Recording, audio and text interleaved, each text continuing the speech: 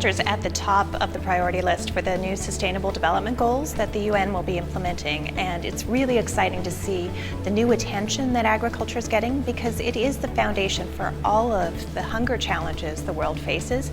We need an agriculture system that's pulling towards helping people be successful farmers and be successful economically, have great quality of life socially, and to address the challenges in the environment. Working in Asia and Africa, we are working with a lot of smallholder farmers. Those farmers have very limited resources. What we're faced with in those regions is dealing with a lack of understanding about sources of fertilizers that are available and how they differ.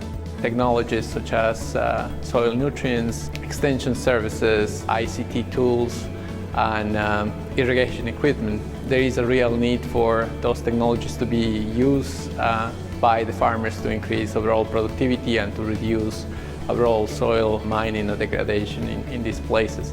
Feeding the world by 2050, when global population exceeds 9 billion people, it's said that we'll need to have at least a 70% increase in grain production, but perhaps as much as a doubling. Some estimates are that between 2010 and 2050, we're going to have to grow as much food as we did in the previous 10,000 years of human existence. So agriculture's greatest challenge, and really humankind's greatest challenge, is how are we going to feed the world by 2050? And how are we going to do so without seeing hundreds of millions of children starving and also hundreds of millions of acres of natural areas that would be converted to cropland? So those have been some of the challenges, but what we find when we go out and deliver this message to growers is that they very quickly come up with ideas and innovations that allow them to tailor a 4R practice to their actual farms. A large part of the sharing of information between regions of the world has started. A lot of projects now cross international boundaries. And that sharing has resulted in collaborative management of not only data, but ideas and concepts that are going out to farmers. The one thing we have to ultimately rely upon is the scientific data that we collect via research so that we can make sure that the message that we send is the right message. And 4R nutrient stewardship is a dramatic step in the right direction. Well, the 4R nutrient stewardship program is a win-win for producers, for agribusinesses, for conservation organizations, and the general public at large. If we can increase the uptake of nutrients by the crop and reduce nutrient loss, then not only are we improving yields and farmers' profitability, but we're improving environmental performance.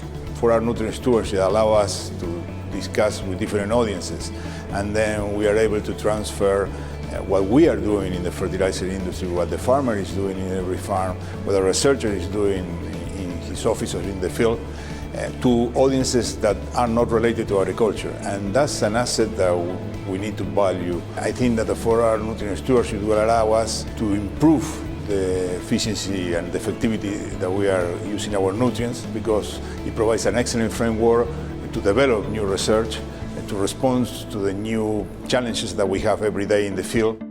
Nutrient stewardship, I think, is critical to us everywhere in the world in terms of sustainable agriculture, sustainable use of nutrients, in how we manage our nutrients. It is really one of the few solutions that we have in how we can use our nutrients efficiently and effectively. What I'm going to take back from here is that it is important that the scientists and the farmers come together. And I think if that link is maintained, that is the best way the research can have value. I think what we have experienced and heard over the last couple of days at this symposium is that a lot counts or hinges on knowledge transfer. That is a crucial part of rendering awareness in the field where it actually happens. The one thing that I can say I will take away from this conference is the broad perspectives that were presented definitely makes an individual think a little bit differently than perhaps I would have had I not attended the conference. This has really been a tremendous opportunity. Having all of us come together to figure out solutions for how we can feed the burgeoning global population and help producers meet the growing global demand for food, feed, fiber, and fuel in an increasingly sustainable manner is one of the greatest challenges and most important things that we can do.